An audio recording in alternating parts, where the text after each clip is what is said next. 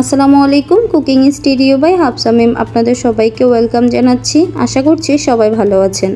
আজকে তৈরি করেছি নিমকি। বাসায় অবশিষ্ট ময়দার ডো ছিল, সেটা দিয়ে আজকে তৈরি করে নিয়েছি। আমার মতো আপনারাও কিন্তু বাসায় ময়দার ডো থাকলে এভাবে নিমকি তৈরি করে নিতে পারবেন। তাহলে আর দেরি করছি কেন, মূল রেসিপিতে যাওয়া যাক। এই ময়দার ডোয়ের মধ্যে লবণ কিংবা তেল কিছুই দিতে হবে না, আগে থেকেই দেওয়া ছিল। এখন এর মধ্যে দিয়ে দিচ্ছি 1 টেবিল চামচ কালো জিরা। কালো জিরা দেওয়ার পর এখন ময়দার ডোটার সাথে খুব ভালোভাবে মথে নিব, তাহলে কিন্তু কালো জিরাটা খুব ভালোভাবে মিশে যাবে।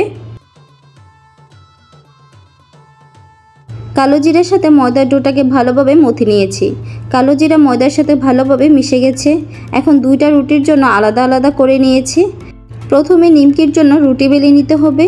ডোটাকে নিয়ে প্রথমে গোল করে নিব।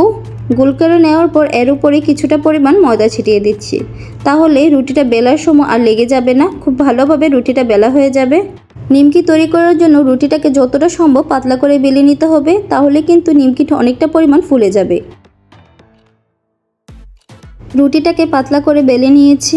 এখন একটা পিৎজা কাটার দিয়ে প্রথমে সোজা করে কেটে নিব। সোজা করে কেটে নেওয়ার পর এখন এটাকে আড়াআড়িভাবে কেটে নিব, তাহলে দেখবেন খুব সুন্দর নিমকির শেপ হয়ে যাচ্ছে। রুটিটাকে কেটে নিয়েছি। আমি আপনাদেরকে একটা দেখিয়ে দিচ্ছি কতটা পাতলা করে রুটিটা বেলে নিয়েছি। এখন এই নিমকিগুলো একটি প্লেটের মধ্যে উঠিয়ে নিচ্ছি। এভাবে করে বাকি যে ডোটা ছিল সেটা দিয়ে পাতলা করে রুটি বেলে নেব। পাতলা করে রুটি বেলার পর এটাকে সোজা করে কেটে তারপর আড়াআড়িভাবে এটাকেও ভালোভাবে কেটে নিব। এভাবে করে সবগুলো নিমকি তৈরি করে নিয়েছি। এখন নিমকিগুলোকে ভেজে নেব। প্যানের মধ্যে পরিমাণ মতো তেল গরম করে নিয়েছি। এখন নিমকিগুলো এক এক করে তেলের মধ্যে ছেড়ে দিচ্ছি। তেলের মধ্যে দেওয়ার সময় গ্যাসের হিট মিডিয়ামে রেখে নিমকিগুলো ভেজে নিতে হবে। নিমকি ভাজতে বেশি সময় লাগে না, 5 মিনিটে কিন্তু নিমকি ভাজা হয়ে যায়। এক পাশে নিমকি দিতে দিতে অন্য পাশেরগুলো কিন্তু লাল হয়ে যায়, তখন নিমকিগুলোকে সাথে সাথে উল্টিয়ে দিতে হবে।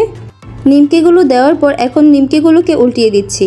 নিমকিগুলো উল্টানোর পর এপাশ ওপাশ করে দুই পাশে হালকা করে ভেজে নিব।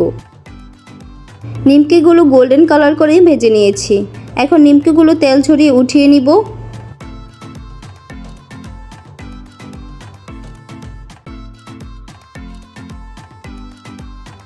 সেমভাবে করে বাকি যে নিমকিগুলো ছিল সেগুলোকেও গোল্ডেন কালার করে ভেজে নিব।